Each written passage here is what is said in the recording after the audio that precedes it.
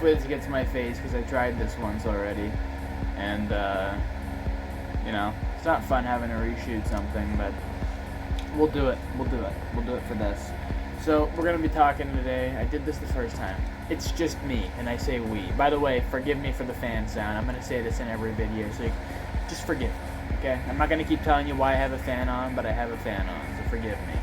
We're gonna be showing you the Numa strategy that I used from World at War, the best version of Numa in my opinion, and not just because it's the easiest.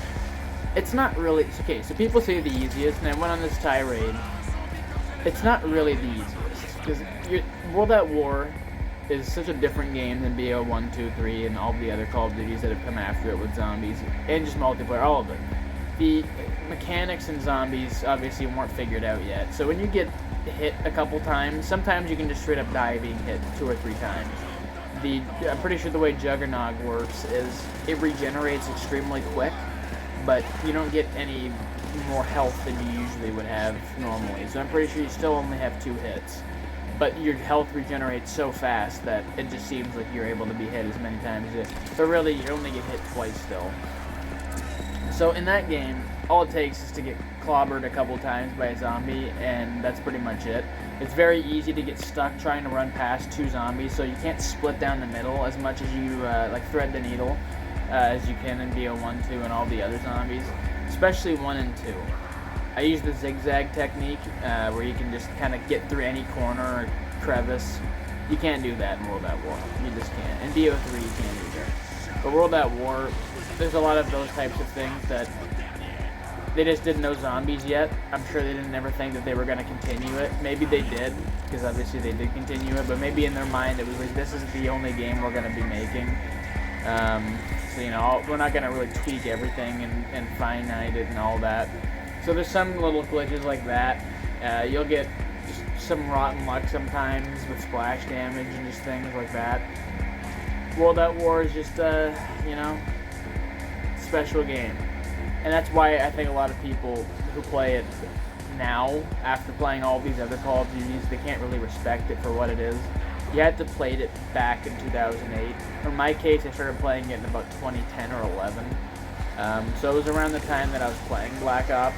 I played Kino and 5 and those maps first, and I loved the game so much that I knew what World at War was, but I just wasn't old enough to play it. I really should have been playing Black Ops either, but then I went out and I got World at War, and I didn't have any of the DLCs for a long time, but I just played Nocturne Totem religiously on that game as a 10 and 11-year-old. And some of my best memories, honestly, are on Numa, Nocturne Totem, and World at War. Not even just solo. Those maps for me are a lot of fun two-player. You want to get to a high round, those are the maps to do it. Because obviously you can get to 100 faster in Numa than pretty much any map. Except for maybe Nocturne Totem if you run a fast strategy, but I doubt it, because the flamethrower shits out after a while, and Barak is the same sort of thing. You gotta use traps. And Derice is the only map in the game that's basically a Black Ops 1 map. There's no 24 zombies per round. It goes up the way that it does in the games that follow World at War, so it's 24, you know, per wave. So Derice has always been one of the hardest maps in Zombies history, because there's only 1 quick revive and all that kind of stuff. And the Wonder Waff glitch.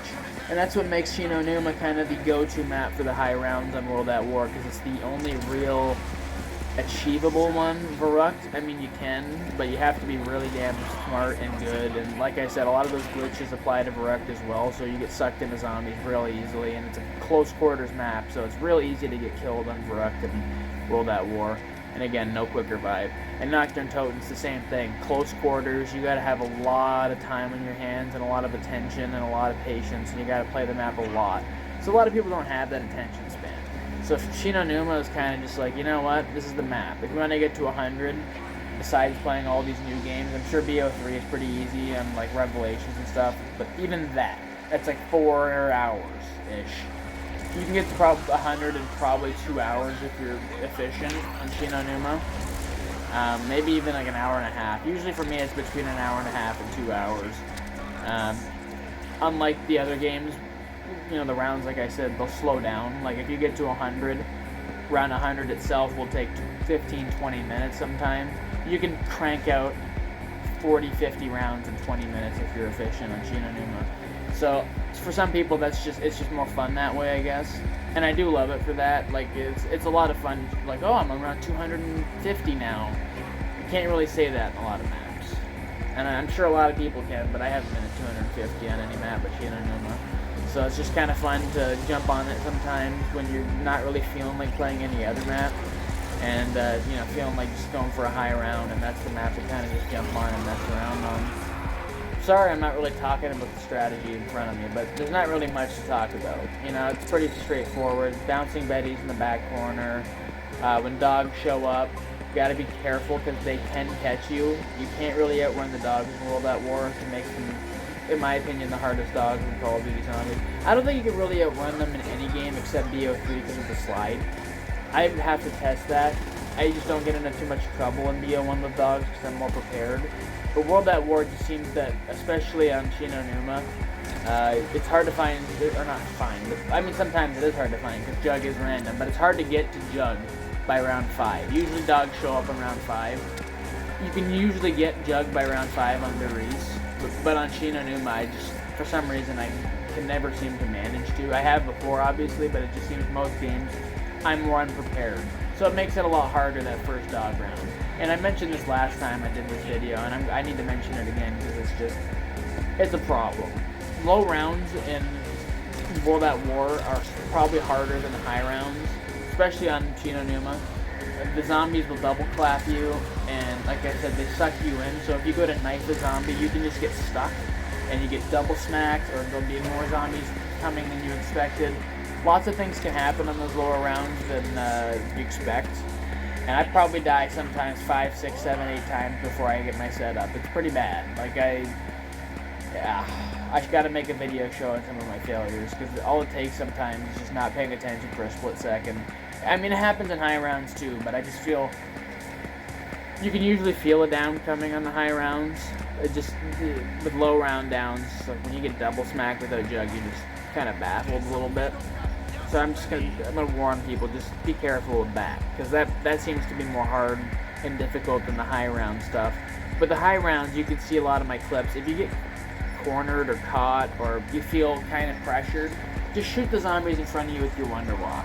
Who cares with the splash damage? You're gonna kill most of the zombies near you, and then run away, find your bearings, and then shoot the rest of the zombies. And it usually takes 3 Wunderwaffe shots per round. You see me using the trap too, so some rounds I just use the trap, the flogger, and some rounds I'll just kill the zombies with my gun, the Wunderwaffe. And then once it gets to insta-kill rounds in the 160s, I'll just use my Thompson ammo. So there's plenty of ways to kill the zombies. You don't ever have to run out of ammo, and if you do, just use the flogger. When the round starts, chill in the building, so they all spawn in there and then run out and let them all die by flogger. So, there's plenty of ways. There's not really any strategy that is brand new on the map or anything. I'm sure somebody could find some sort of quick strategy that has been unseen and unheard of, but mine isn't. Mine is a very typical one. It's nothing new, but I just wanted to sit here and talk about it for a bit, and that's pretty much all I got to say. So, I hope you guys enjoyed the video. I'm going to be coming back with a new round 50 tutorial, 50 plus on BO3 Moon. So stick around for that. That'll be within the next week or 2. And then I want to get some Reese World at War footage, and we'll see what I'm going to do with that in some other maps. But that's all I got to say. So thank you for watching, and I hope you guys enjoy.